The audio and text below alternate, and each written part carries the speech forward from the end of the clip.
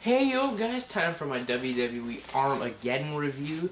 Now Armageddon was last night from the Mellon Arena in Pittsburgh, Pennsylvania, and I gotta say it was a great way for the WWE to end the 2007 year, not only on a pay-per-view front, but for the company. Well, pretty much pay-per-view front, yeah, excuse me for that, but yeah, pay-per-view front.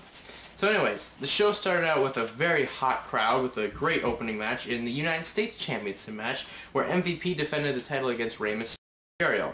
Now, like I said, the crowd was very hot in this match, and this match could do no wrong really, except the finish, which I will get to in a sec. But anyways, so Rey hit a tilt-a-whirl head scissors off the start. Rey did his move that I haven't seen him do in a while, where he jumped over the ref and he did his corkscrew plancha, excuse me, on MVP. MVP with a flip-over powerbomb on Rey's head at the top of the turnbuckle. After that, MVP started to work on the neck and use high-impact whiplash-type moves on Rey.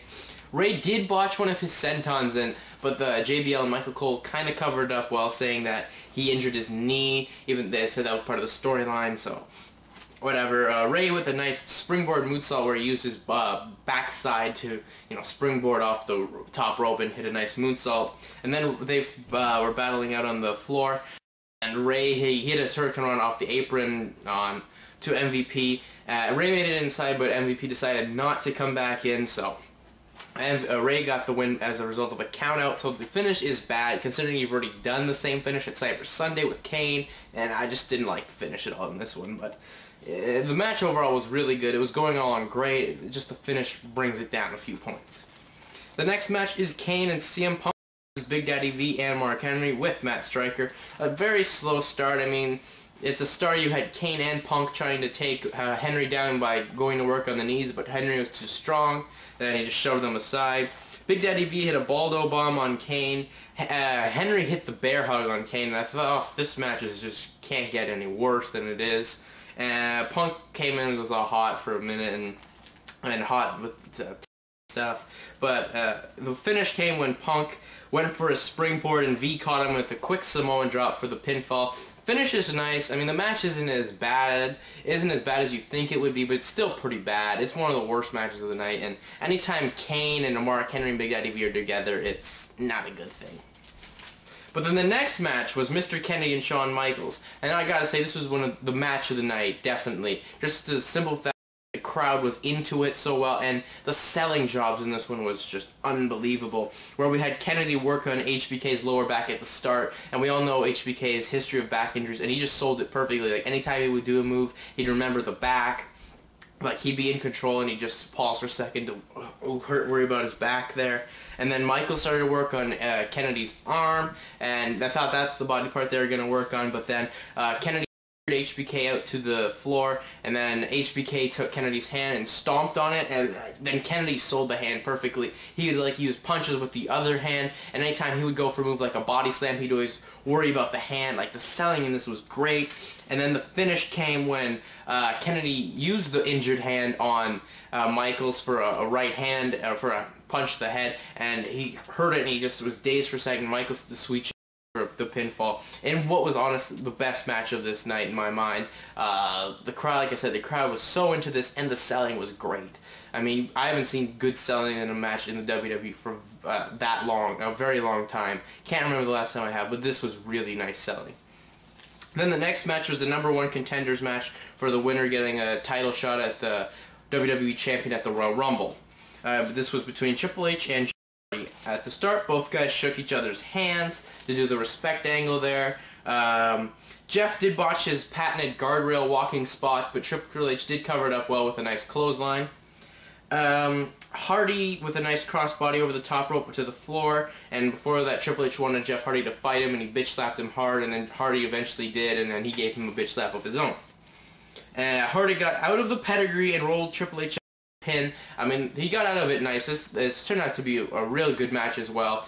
People are giving it 4 stars, and I can see why you would. I'd say it was one of the better matches of the night too. Great match, great action all around. But I just have a problem with how Triple H didn't really sell the fact that Hardy upset him. Like, when Kurt Angle got pinned by Jay Lethal at No Surrender, he sold that to a T and put Jay Lethal over. And this one, really, Triple H didn't technically put Jeff Hardy over, because Jeff Hardy has been over for a very long time, and the fact that his facial reaction wasn't there as well. Then the next match, I believe, was, yes, it was the Great Khali versus Finley with Hornswoggle. But in this match, we had the sign of the year, which said the Get a Beer match. I just found that to be hilarious, because we all knew, yeah, that's what this match is. And it's a shame that Finley had to be in this one. Really, the only thing about this was when Khali, who was standing on the outside, gave Finley a chop who was on the apron. That just shows how tall he is and stuff, so I just found that to be interesting. And then the finish here came when Hornswoggle came in, low-blowed Khali with the shillelagh, and then he handed the shillelagh to Finley, who cracked Khali over the head, and he got the pinfall. So that match went, at least it was a nice job that they put it only 6 minutes, so give them a thumbs up for making this terrible atrocity go only 6 minutes. And then the WWE Championship match. Chris Jericho took on WWE Champion Randy Orton. I gotta say, Jericho started off great with some nice deep arm drags. Jericho hit a crossbody, hitting Orton right on the head, who was on the floor. That looked just very painful. There was a nice looking superplex by Orton. Jericho hit some was doing the lion salts after Orton RKO. Gotta say, Jericho did not look this is his best performance since coming back. Didn't look rusty at all. And then the turning point of the match was when Orton sent Jericho into the SmackDown announce team, mainly into JBL, and as he was getting up to get fight back with Orton, he pushed JBL out of the way, and that sets up a new angle with JBL versus Jericho, which they apparently are going to have a match at a WrestleMania. And they do have a thing. Here's a spoiler. If you don't want to hear, turn it down. Turn the volume down. They have an altercation at the Christmas Eve special tribute to the troops. But the finish here came when Jericho had Orton in the walls of Jericho, and it looked like we were going to have a new champ, but then JBL came in and gave him a big boot to the head, and Jericho got the win by DQ. And after the match, Orton hit the RKO after the match. It was whatever. The finish, once again, was bad. I didn't like the finish, but, you know, it made sense in this aspect. Made sense. Then the WWE Women's Championship match, Mickie James versus Beth Phoenix. Feel bad for the ladies because the crowd really wasn't into this one. We'll get to there in a sec, but before the match, Jillian Hall came out and just promoted her album and sang a song, and, you know, nothing really came out of it. She just walked away after Mickey's music hit, so nothing happened. But like I said, the crowd didn't care. They just shat all over this match. They were not into it at all. I don't know why. Probably was the fact that we had a good, long WWE title match, so they were just out on it, and they really didn't care. But it was a decent match. I'm not going to say it was bad or anything, but they just, I don't know why they didn't like it. I didn't find it to be that bad. Beth with her nice chicken wing, and Maria with a nice Hurricane Rana, and Beth got the win with her Fisherman Buster. So that bad a match, just the crowd was not into it. I don't know. Pittsburgh's always been a tough crowd, really, so whatever. But then the main event was Edge versus The Undertaker versus Batista, the triple threat for the World Heavyweight Championship match. The match went how I thought it should at the start, with Edge running away and Taker trying to get a hold of him, and same with Batista, and then Taker and Batista would work the majority of the match with Edge. Taker hit the guillotine leg drop on Batista. Batista with a nice side slam on Edge, and I think that's just a cheap shot at Abyss because it's pretty much the black hole slam. Abyss and TNA, excuse me.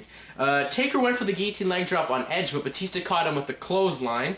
Execution on Batista. Taker went for the last ride on Edge, but Edge speared Taker.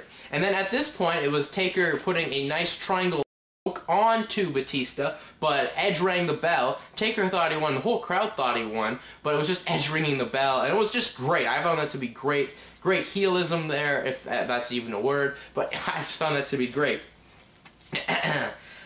Taker, yeah, I said that. Edge speared Taker and Batista 4 near falls right after that. Taker went for old school on Batista, but Batista spine-bustered Edge, and then there were Edges here, who they do turn out to be the Major Brothers. Batista speared the fake Edge 1, and Taker chokeslammed fake Edge 2.